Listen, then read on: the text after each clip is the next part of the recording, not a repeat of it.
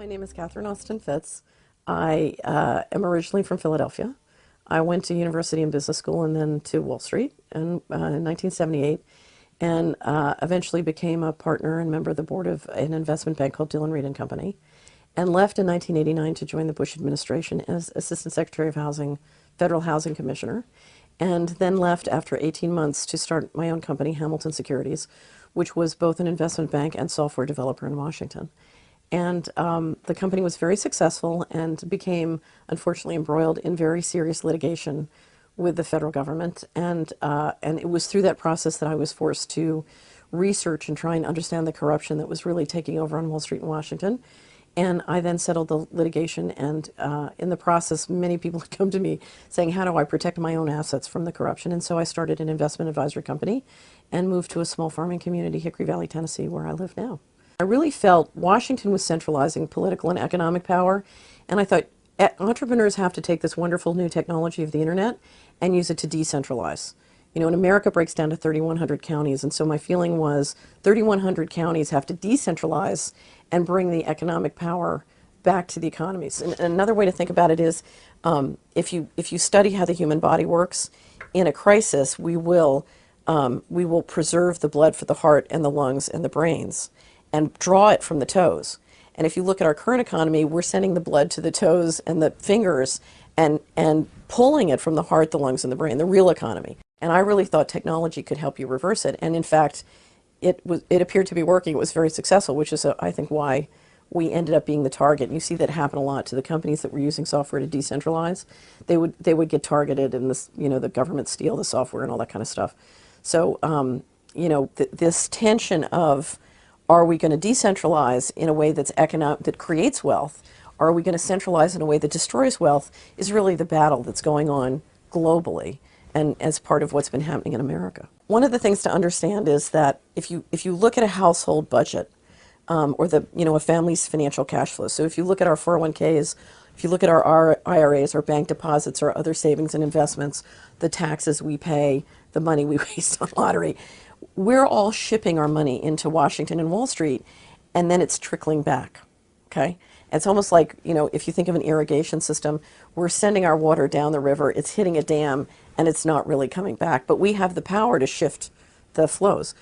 And I was sitting, one of the ways I realized it, I was sitting with 3 women here in Tennessee, and one of them, I always get people to talk about their money.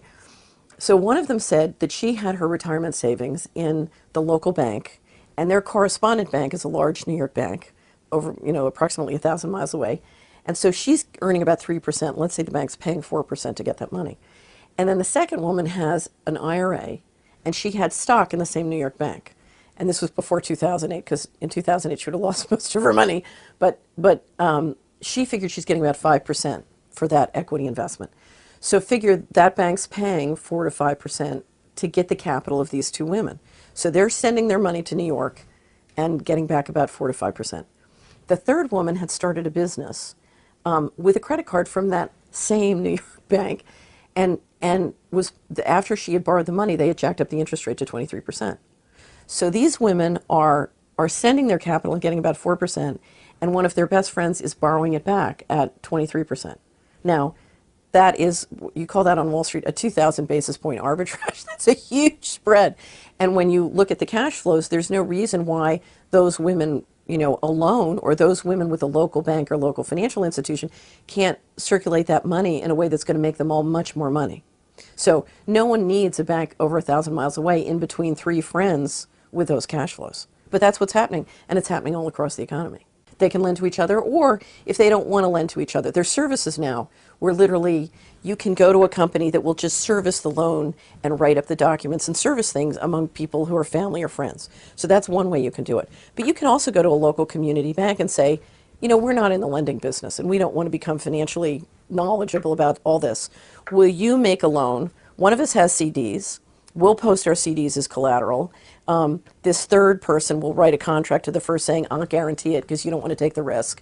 And then the third person, the third person will borrow. You do it all with a community bank. The community bank takes a spread that is a lot less than 2,000 basis points, and say, the borrower could pay 12%.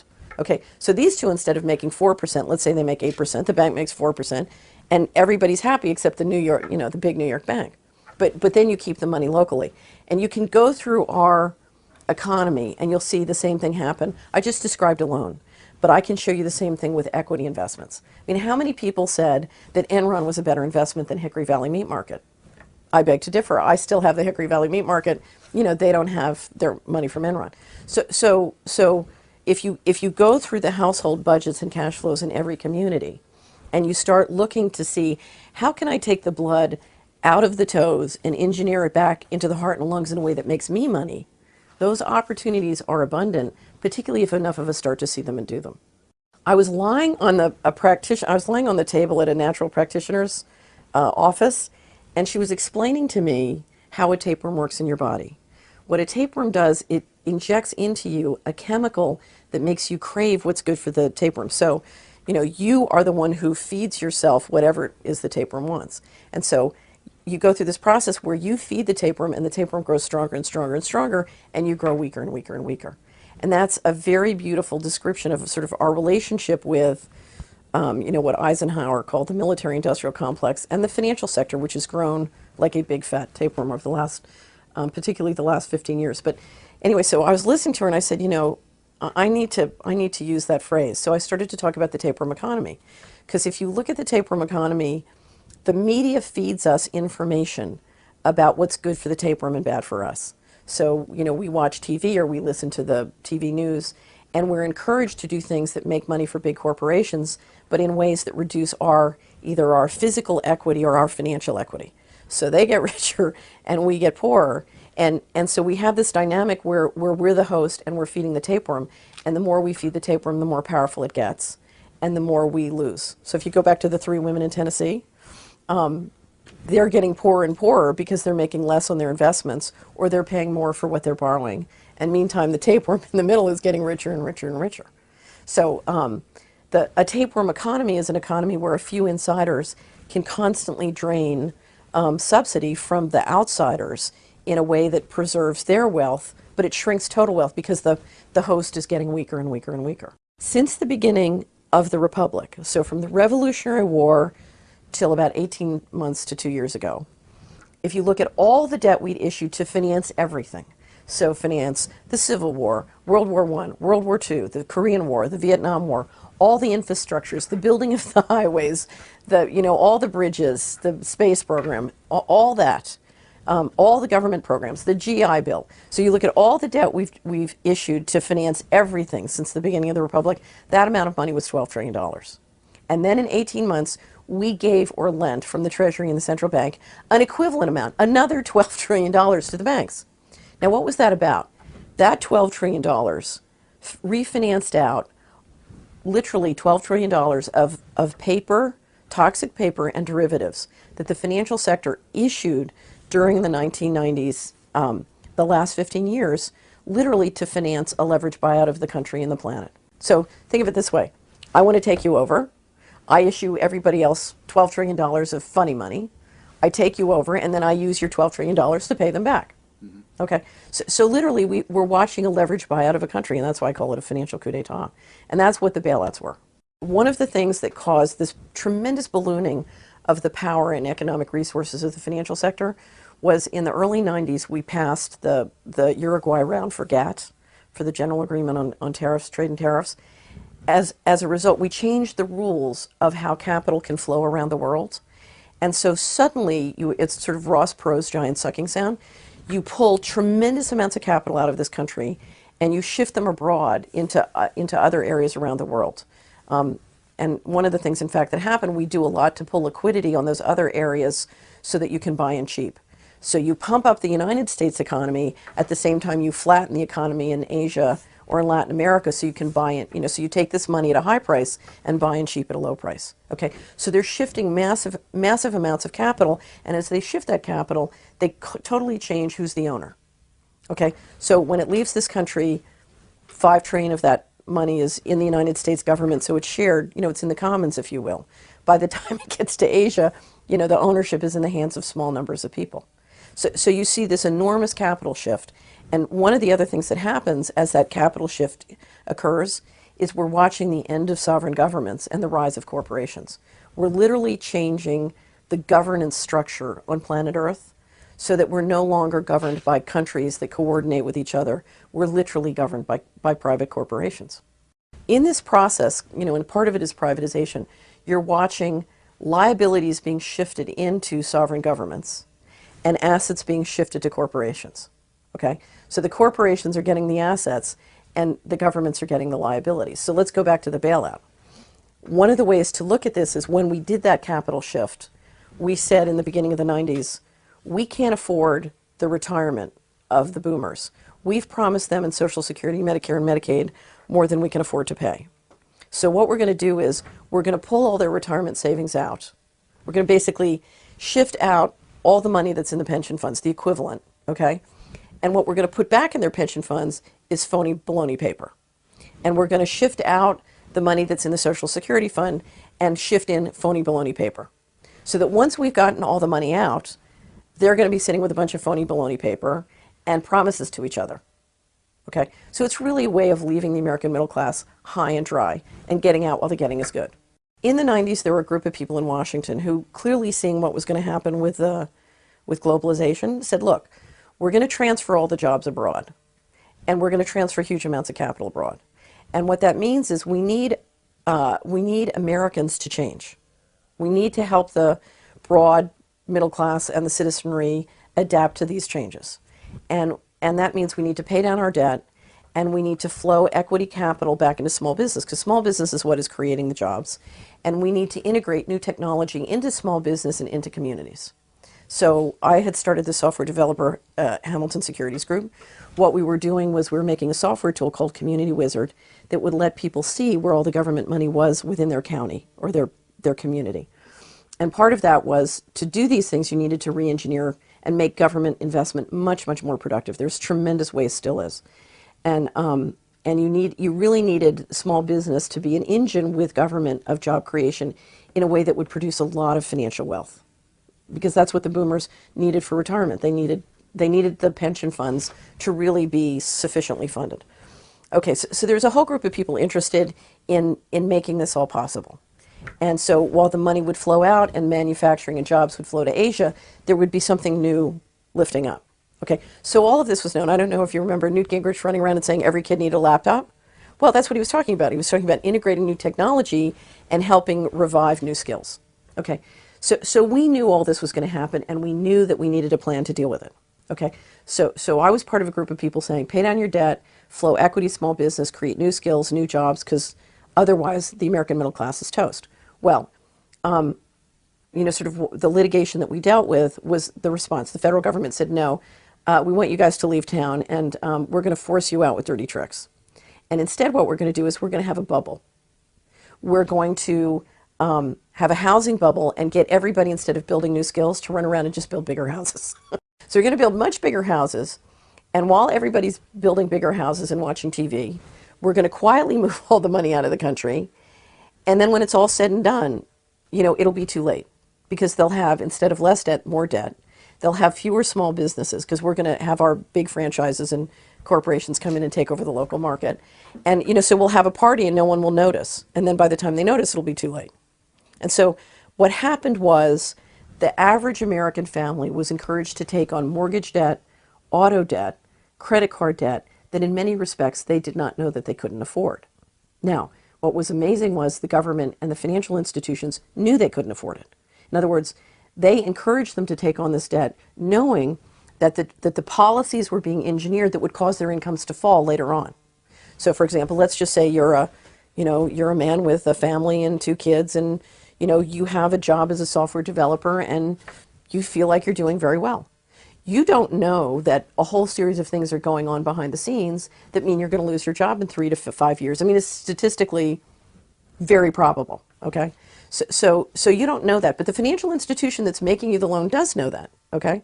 So they come to you and you say, well, the housing prices in Austin, Texas are rising, and I'm doing well, and my family's growing, and I need a bigger, it's a perfectly reasonable thing. And that's a strategy that's always worked for Americans with very rare exception.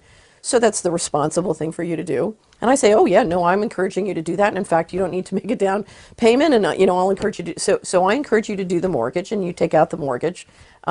You buy the house. Now, under the law, I'm not an attorney, but my understanding of the law is, if I know something about your financial situation that you don't, and I don't disclose that, that's a material omission. So if I don't say to you, Mr. Smith, you keep your savings in this bank, and we're using your savings to loan money to JP Morgan Chase to move all these jobs abroad. In fact, all the jobs for your food stamp government contract, we're moving to India. So you as a taxpayer are going to fund these jobs. Your deposits are moving these jobs. And when we get these jobs all moved in another 3 to 5 years, you'll probably lose your job. Okay? We don't tell you any of that. We just say, here's more debt. Now, under the law, I believe that there's a case to be made that that's fraudulent inducement. Fraudulent inducement is if I encourage you to take on debt and fail to disclose something that I know that you don't. That's a material omission under the law. It's illegal. Okay?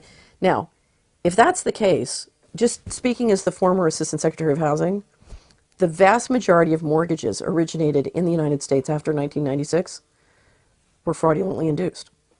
Now, we can all say that. Even let's say the Supreme Court decides tomorrow they're all fraudulently induced. The reality is our pension funds own them. So we just sold our fraudulently induced mortgages into the pension funds, and if we can't pay off those mortgages, then guess what happens to our retirement savings? In the summer of 2000, I was giving a speech to a group of people called Spiritual Frontiers Foundation International, and they have a conference once a year to discuss how they as a group can help our society evolve spiritually. They're very well educated, very wonderful, very committed people. So I'm in the middle of the speech, and a friend of mine had asked me to give a speech on, it's called How the Money Works on Organized Crime. And it later became an article called Narco Dollars for Dummies. And so I'm in the middle of the speech, and I'm describing the fact that the Department of Justice a year before had told a reporter that I work with that the U.S. economy launders $500 billion to $1 trillion of all dirty money. So that's narcotics trafficking, that's tax evasion, that's financial fraud. With financial fraud, it's much bigger now. So I said to this wonderful audience of spiritually evolved people, what would happen if we stopped?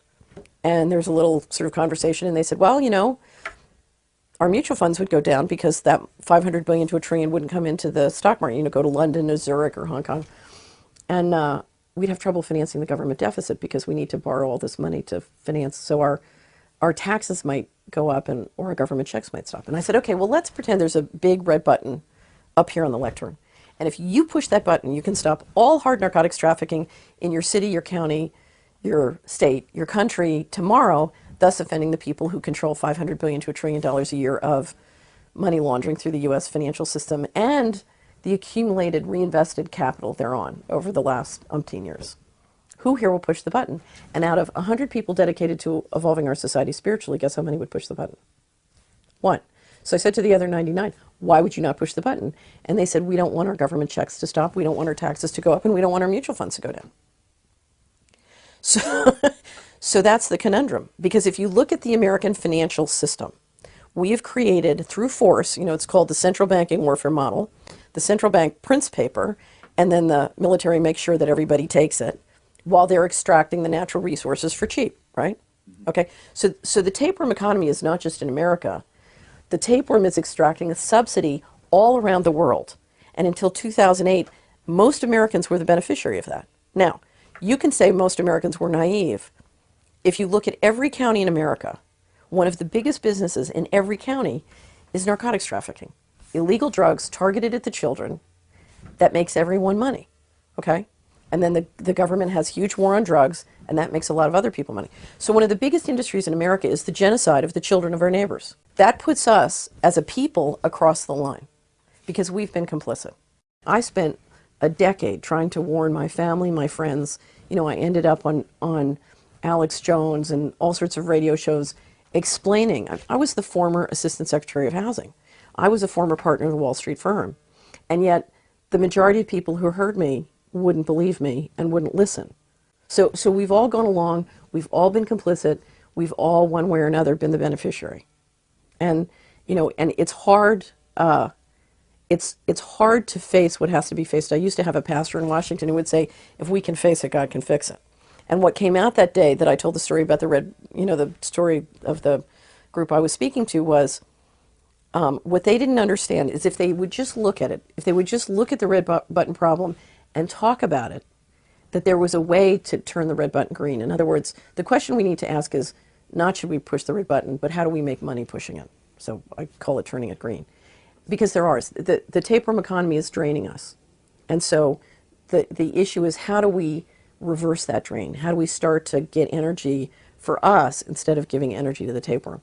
And so part of it is delinking it from this global taxation system that's going on that we all think we've been the beneficiaries of. Because the day of the insider sharing the subsidy with us is diminishing. We've been gutting our whole economy for decades. I mean, we've been moving manufacturing capacity abroad, significantly since the 80s. So this has been going on for 25 years, and it's continuing. And, there's a myth that we're moving it abroad because it's more efficient, and that's not always true. A lot of times we're moving it abroad because we can change who owns it and who controls it by moving it. So, it's churning and it's pumping and dumping in a way that doesn't make the economy wealthier. But there's no doubt that the whole GATT process is one that is to me terrifying. And I'll tell you where the greatest danger lies. The greatest danger lies not in the wiping out of the American middle class or the re-engineering of jobs and how they work, or even the transference of power from sovereign governments to corporations. The most dangerous part of GATT is the creation of a corporate right to create patents on life. So to create terminator seed and control the seed and food supply.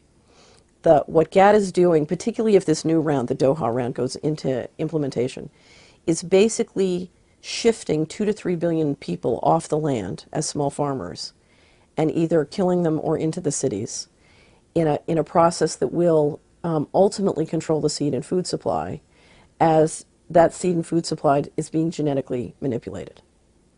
And when you take 50% of a planetary population and move it from something where it's eating healthy food on a self-sufficient basis into a dependent role where it's dependent on corporations for food that is not healthy, then you're talking about a kind of planetary slavery which is more horrible than anything we've ever envisioned. Now, one of my questions is control, to build a global financial system around a dollar in which the dollar is hugely subsidized by this sort of global taxation system. I mean, to give you an example, you're the Chinese, I'm the Americans, I sell you dollars way above market level, and you take them and hold them while they go down 5% every year. That's a taxation system through the balance sheet, okay? So one of the ways I do this is not only by having a military, but by controlling oil, okay? So controlling a very important physical asset is almost essential to having currency control. And one of my questions is control of the food supply part of implementing a global digital currency? There's nothing more important to building either a healthy civilization or a healthy economy than transparency, okay? So one of my favorite economics book is a book called The Evolution of Cooperation by a brilliant economist, Robert Axelrod. And in it, he describes the conditions. What are the conditions that would bring about an economy where people make money by building, peace and cooperation instead of war and destruction? And what he finds out is the most important condition precedent is transparency. And transparency means that if I want to consider engaging in a transaction with you, I know if you're a good guy or a bad guy. Do you wear a white hat or a black hat? Yeah. If you can go to the other side of the planet and rape and kill and maim and then come back and be socially prestigious here and me not know, then crime pays. In that economy, if you can do dirty in secret and still be socially acceptable, then crime will always pay in that kind of economy.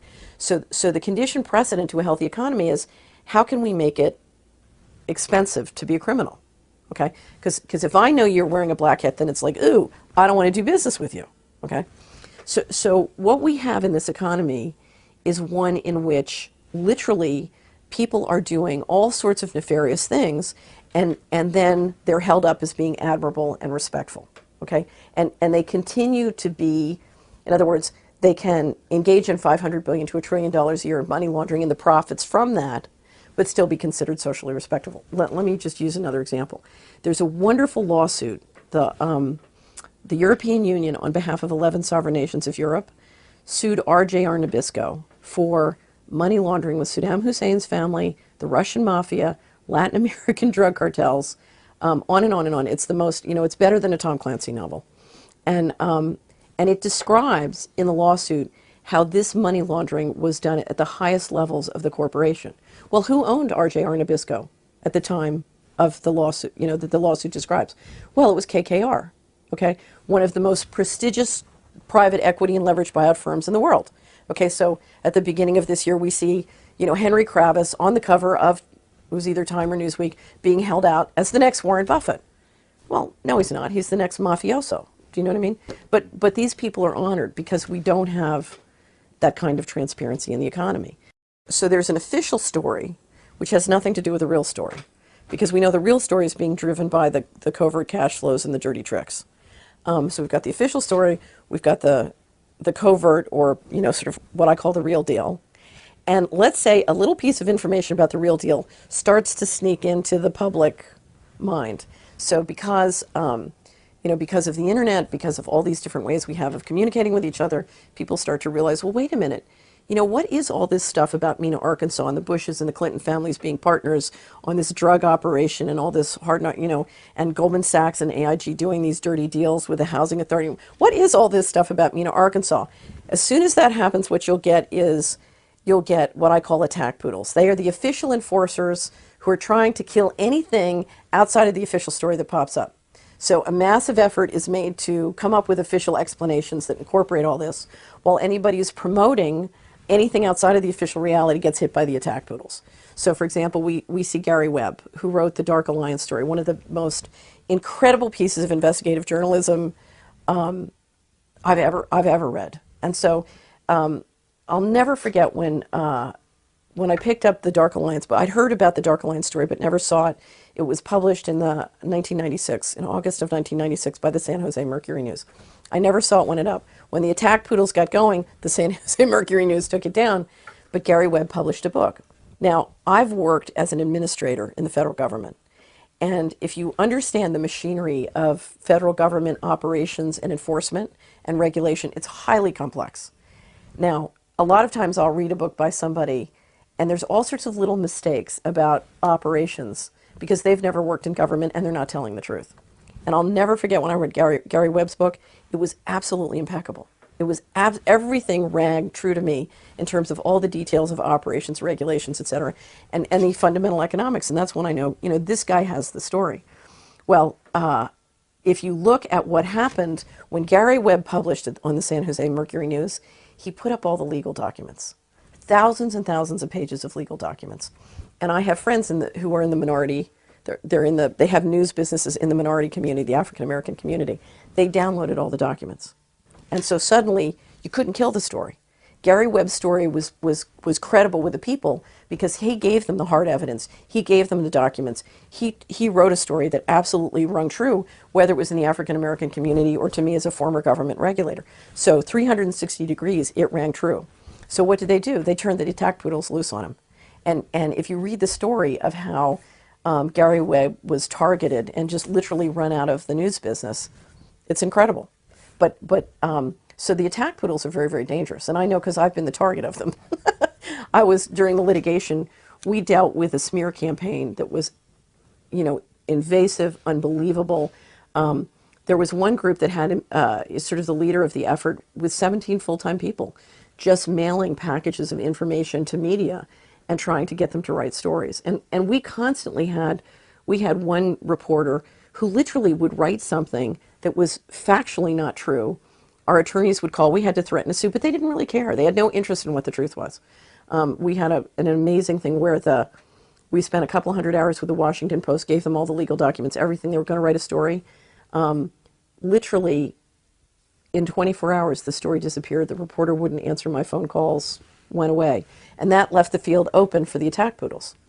And so whether it's, whether it's stopping a whole bunch of stories or the attack poodles attacking, anybody who tries to build a story outside the official story is attacked. Now, the interesting thing is it doesn't work anymore.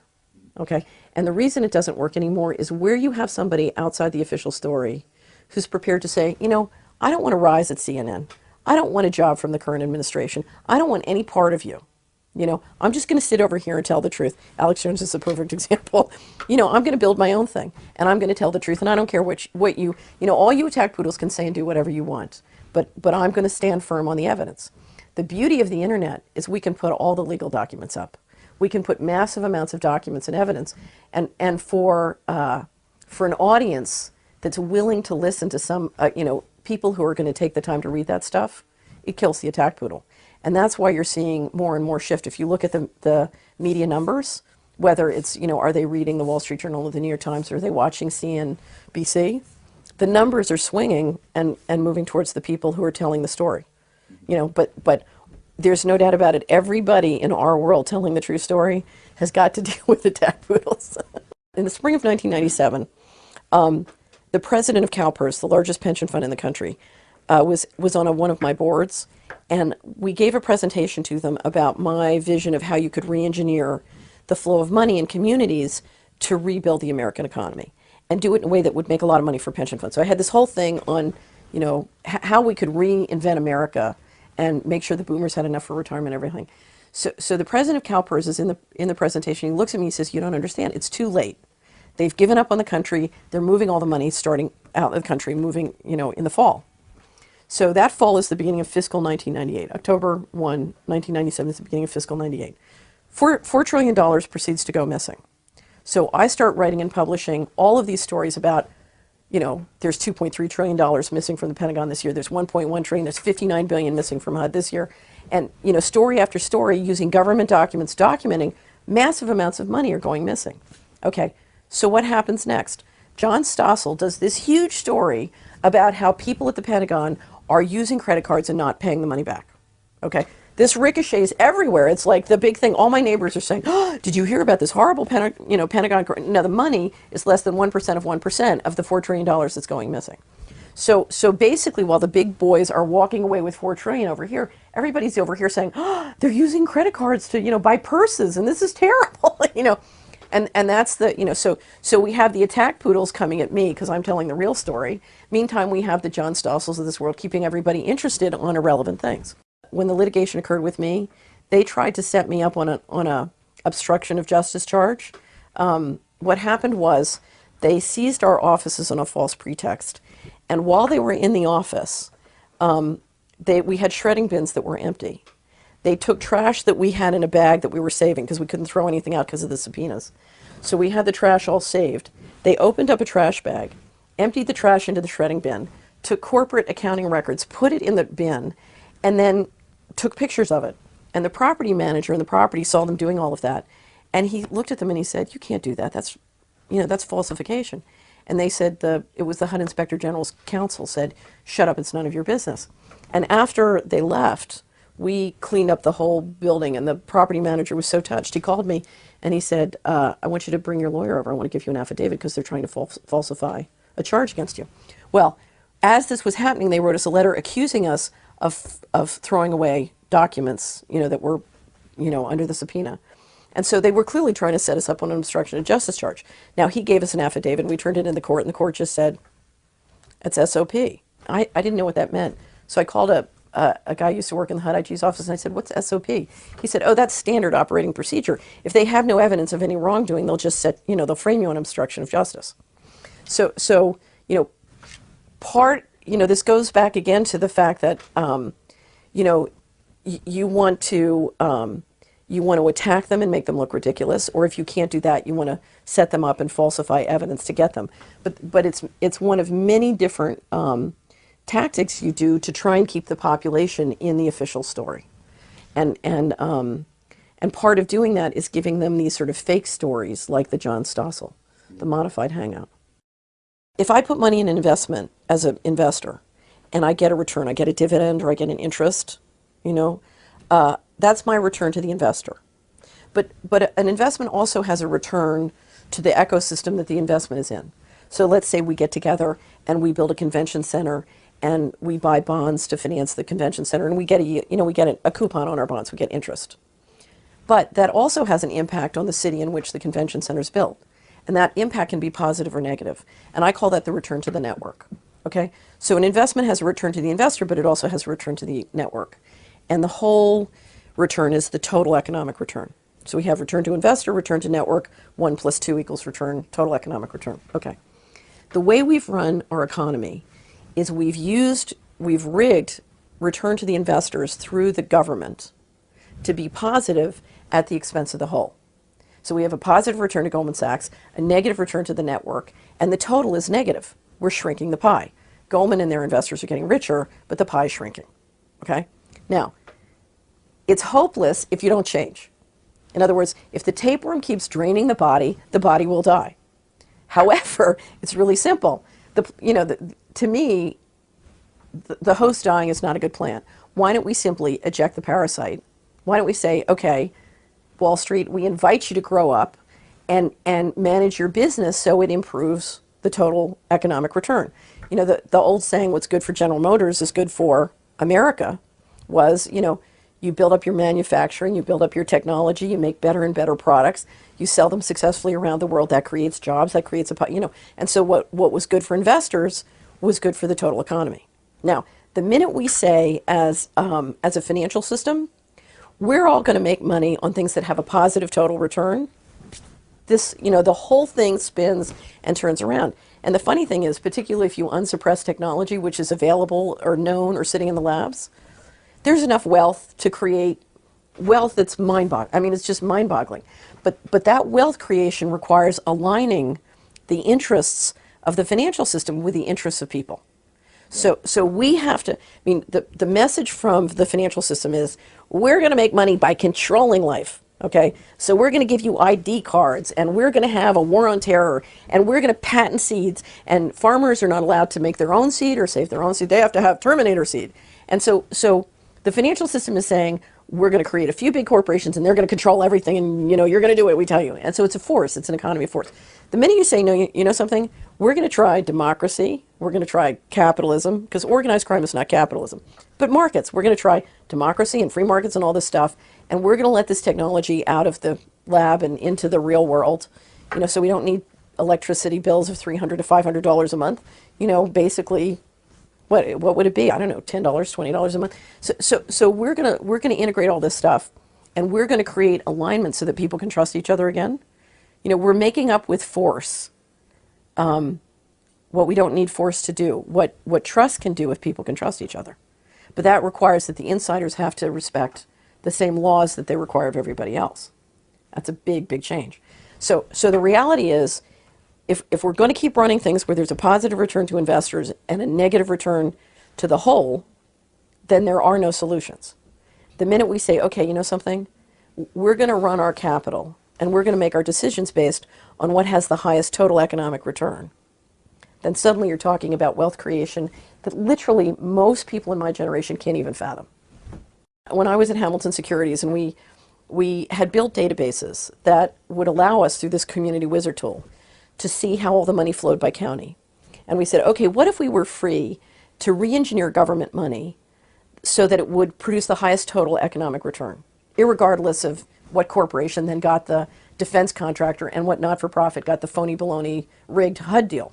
Let's say we could just allocate all the money according to what would create the most economic health and the most jobs. Let's just pretend that I had a really brilliant PhD guy from MIT who I gave this assignment. I said, I want you to go engineer, if we could finance communities with equity, how much equity could be created? And he came back, and the number was so big, I thought he made a mistake. I said, that can't possibly be. He had the float on the New York Stock Exchange increased like a multiple of 6 times. In 5 years, I said, that can't possibly be true. Go back. He kept doing the numbers over and over again, and finally I realized, it is true. Because the shrinkage is so great. If everybody's walking around scared and feeling like a slave, you don't have a happiest society, but you don't have a productive economy. And literally, if you could re-engineer government investment in this country tomorrow and finance communities with equity and let businesses compete not on, who has Goldman Sachs behind them as opposed to, who's productive, the wealth that could be created is phenomenal, and there is a way out. Now, that's a very deep cultural change. I mean, the guys at Goldman Sachs, and I'm picking on them, they haven't competed based on merit their entire life. They don't know what that is, and they don't know that they don't know. Yeah. Okay? And that's, that's a real big problem. What the population believes is that crime pays. Because, in fact, it has. Historically, crime has paid. And we're coming into an end game, and the question in that end game is, a lot of the people who've been following the criminals because they thought it paid are now discovering maybe it's not going to pay. But to date, it always has. The health care bill is an effort to satisfy, you have a whole group of people who are out of alignment politically. So you have pharmaceutical companies and insurance companies that want to make more money, even though their businesses have what I call a negative total economic return.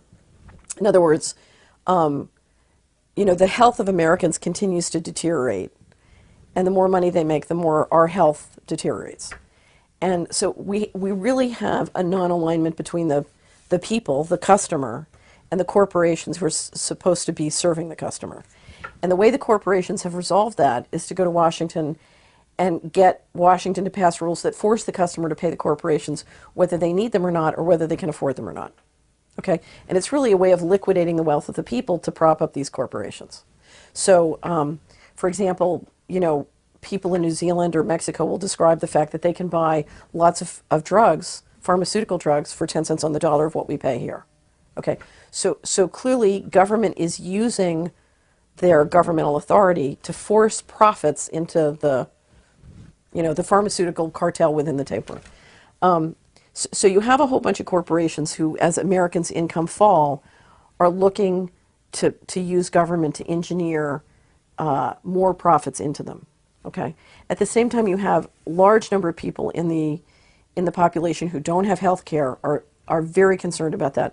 We know that one of the number one or one of the greatest reasons for bankruptcy and real trouble with credit card debt in this country is people with health care problems. So you have, and then of course you have an aging population.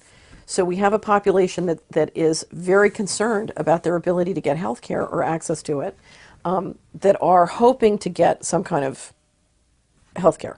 So you watch the people come into this process, and you watch the corporations come into this process, and of course there's a huge non-alignment. Now, in the backdrop, there's a third agenda, which to me is the most important agenda in the mix on healthcare reform. And that agenda is the desire to have much greater control. Okay? Now, you can say it's the government, but in fact, if you look at who really controls and operates and runs the government, it's not the government. It's very powerful private interests behind the government. Some people call it the shadow government, but there are groups behind that. And if you look at the provisions that have been discussed for controlling doctors, dictating to doctors what their policies will be, requiring disclosure to the government of all sorts of confidential private information about people and their health, you're looking at one of the most effective tools to implement fascism that I've ever seen. Now, let's go back. If you and I were to walk into Washington and say, oh, we have these 21 agencies. We have the Department of Housing and Urban Development. We have the Department of HHS, Health and Human Services. We have the military. We have all these different agencies. You would see lots of different agencies. That's not what I see. What I see is 3 defense contractors who control and operate the databases and the IT systems for all 21. So I don't see 21 agencies. I see Lockheed Martin. Okay, I see DynCorp. I see, and they have the data. They have this data and this data and this data and this data and this data. Okay, now let me step back in time. Edwin Black wrote a magnificent book on the Holocaust about IBM helping the Nazis build the database operation they needed to implement the Holocaust. Okay, now who's just been chosen as one of the lead contractors on our census? IBM. Okay, and Lockheed Martin, I believe. So if you look at all the databases they have from around the country already, and you combine those databases with the data that could come from the healthcare bill on everybody's personal health information and their accurate address, what have you got? You've got the basis, you have the equivalent in 2010 of what the Nazis had to do the Holocaust. God forbid you should combine that with a national ID card. Okay, but you're basically you're turning over to a small handful of private, powerful interests, a complete database on this country that, combined what they have through the banking and other systems, is unbelievably phenomenal. And you layer on top of that artificial intelligence. Now, at the heart of any health situation, you have a patient and a doctor.